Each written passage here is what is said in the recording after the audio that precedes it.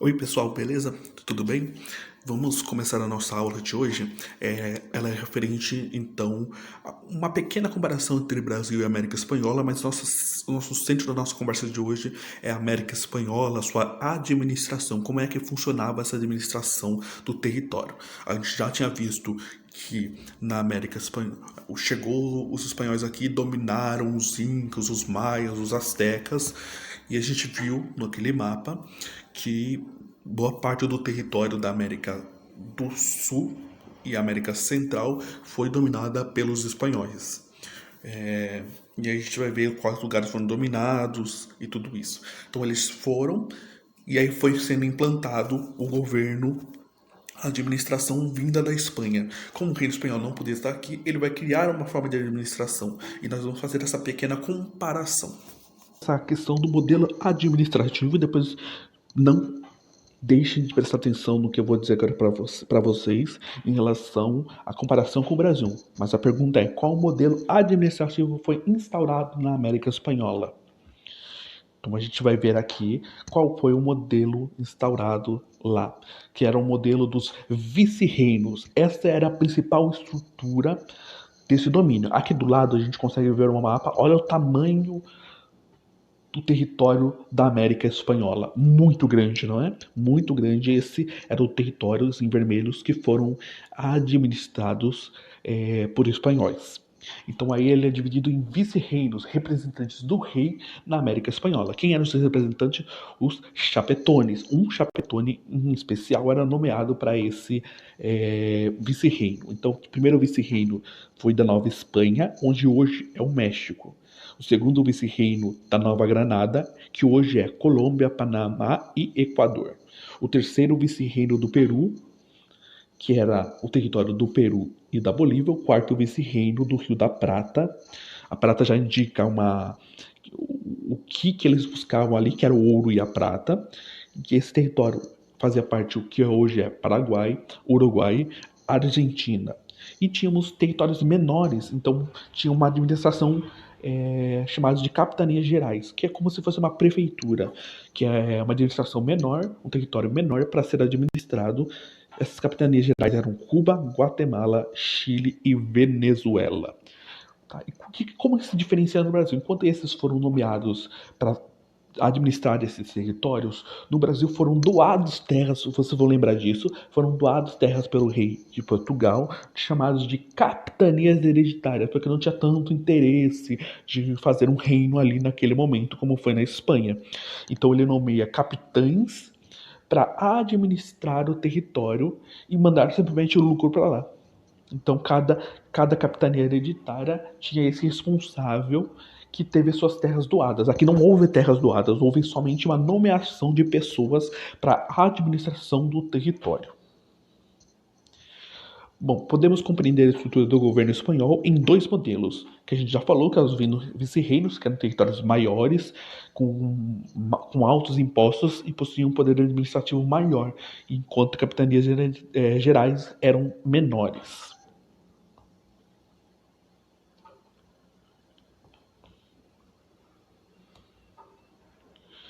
Bom, falando da estrutura social, nós temos ali a sociedade espanhola, o clero, a gente sabe que a igreja está sempre no alto, principalmente pelos padres jesuítas que tinham uma missão, assim como no Brasil, também na América Espanhola, eles vinham para o Brasil para converter os indígenas, para salvar a alma dos indígenas na visão daquela época. Estamos falando entre os séculos XV e XVI, de salvar a alma dos indígenas, tornando-os católicos.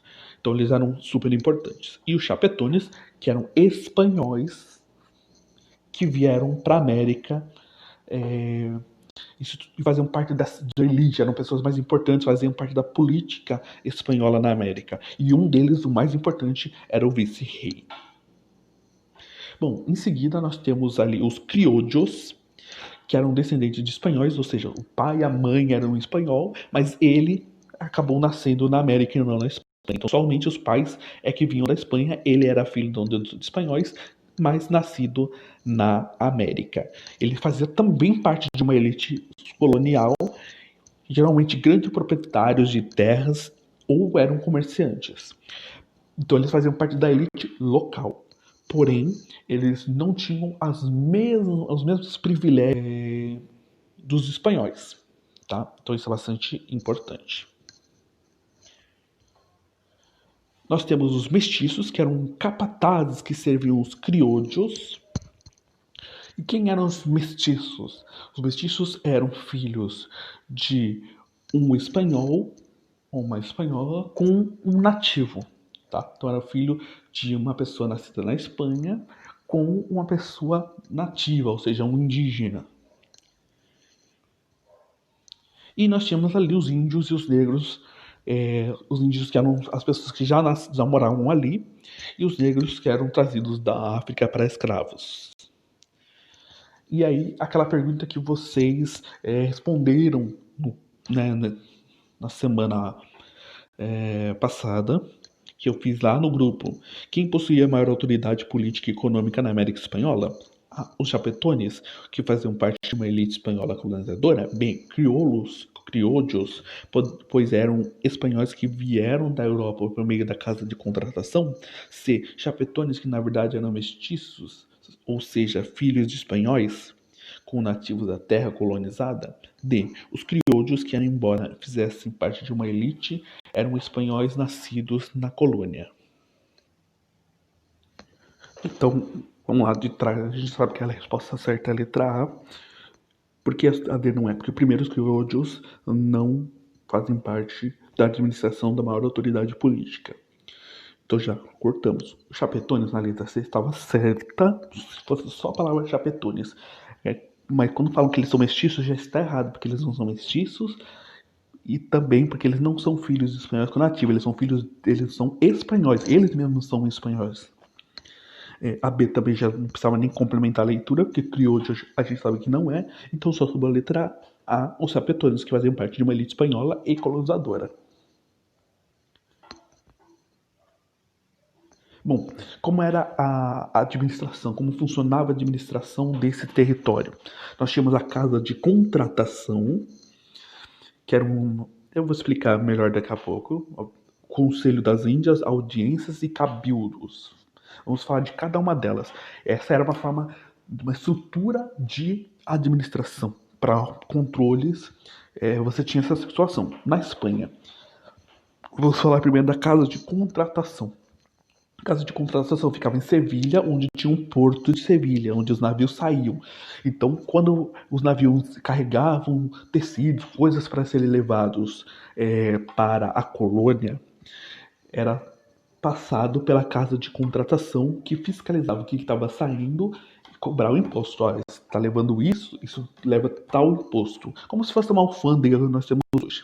Quando esses navios retornavam de volta, trazendo coisas da colônia para a Espanha, como principalmente ouro e prata, tudo que era trazido, eles contavam um por um dessas coisas na casa de contratação para poder cobrar os impostos referentes ao que está sendo trazido. Então era uma forma de controle, uma forma de controle, de cobrança de impostos.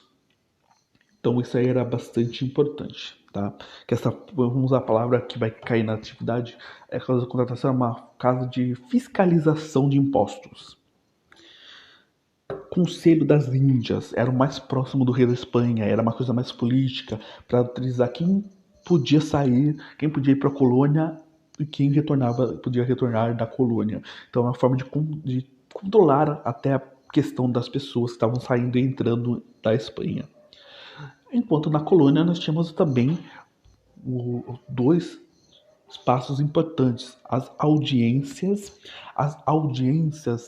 que eram onde o pessoal era julgado. Então era o lugar de julgamento dos crimes cometidos na colônia.